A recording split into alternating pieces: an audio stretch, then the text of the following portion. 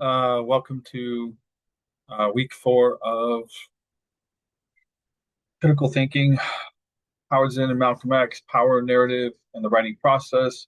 I'm making this really quick video because I've had some emails on the Howard Zinn essay and some questions, and then several students turned in their essays, and I wanted to give you a little bit of feedback about those. So I want to make sure that everybody's kind of using the resources that I've put in the class, that maybe they're not easy to find or something like that. One of them is the MLA support writing help page. And I want to say this first. I do have a whole video. It's 35 minutes long, in MLA formatting, and it walks you through how to do an MLA paper and some resources, including like a work cited a citation generator, so they can do that for you, make your works cited page all formatted, all nice. I've got Al Purdue MLA sample papers. Here's some of the citation builders, and here are some um, resources from the college. You can look in them. You can search things up, um, and they have databases, citation. Well, you don't need citation, but you know, you can look Howard Zinn up there, see what resources they have. You can also use Perplexity AI, looking for, you know, resources, academic resources. Um, Now, again, attribute your sources, everything else. I would use it as a guide to find solid resources. There are other resources, but this MLA page is actually formulated so that it's dealing with uh, critical thinking on Zen and people's history and equity, and it's formatted that way. Um,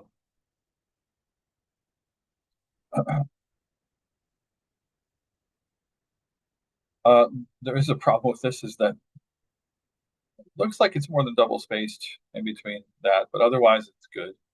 Um, you should have what they call a running header on the top right, block quote if it's a long quote, and your works cited page, right?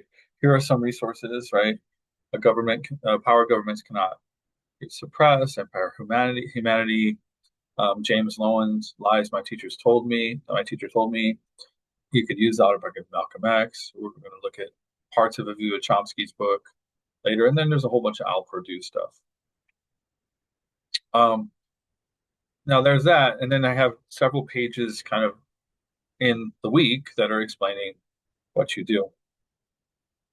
So a couple of things that I'd like to say. First, when you're writing your essay, one of the things that is important for, I think, all essay writing, argument, is to use exemplification, to use examples, solid examples.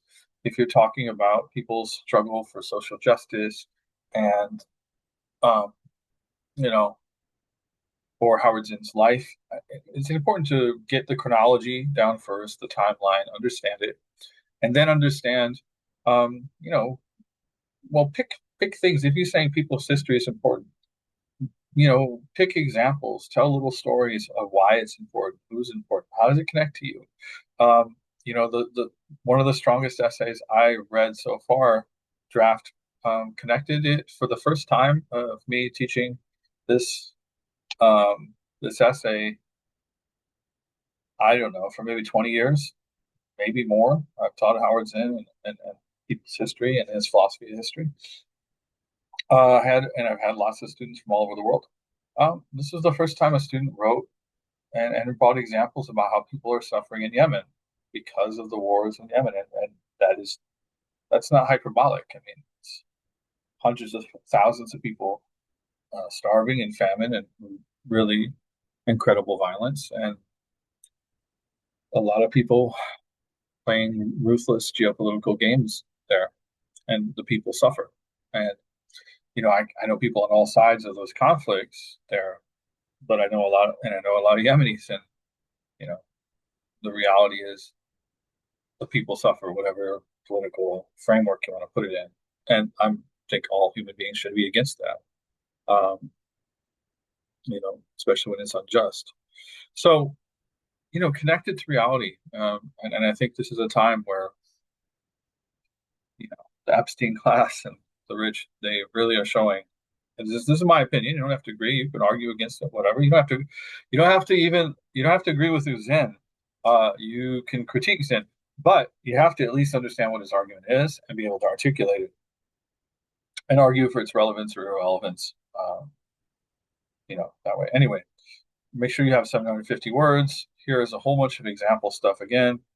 And then if we move through, there's some other Google Scholar. I don't really use that, but there's other alternatives. You can look for good sources, try to find them. I mean, Howard Zinn's writing is great. So here's the writing help page with the video, and here I'll make sure again, Quillbot AI, you get a 15 AI detector, you get 15% or low. If it's a little bit above, it's fine, like a little bit, not much more. You will be asked to turn in your first draft of your essay, and there's the rubric and everything there. And then I'm going to ask you to turn in a peer editing sheet. So, you have the peer editing doc. Not super extensive, but there's a few questions I want you to answer on a peer's. For 30 points, you answer questions about a peer's writing. And you'll be doing this throughout the semester with different peer editing. Be firm and supportive, but still honest. Not brutally honest in a mean way, but honest. And it's 30 points to do it. I assigned 2, but you only have to do 1. And then you're going to upload it here.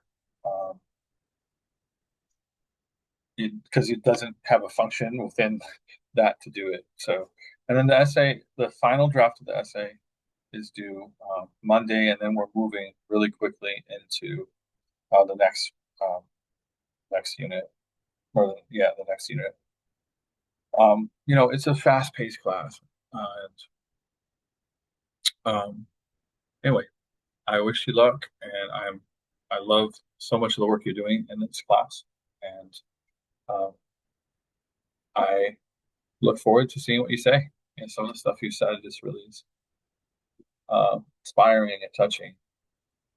I can only give some of it the attention it deserves and weight it deserves in my responses, and I apologize for not doing more because so much of it needs to be appreciated. So, take care. It's not one.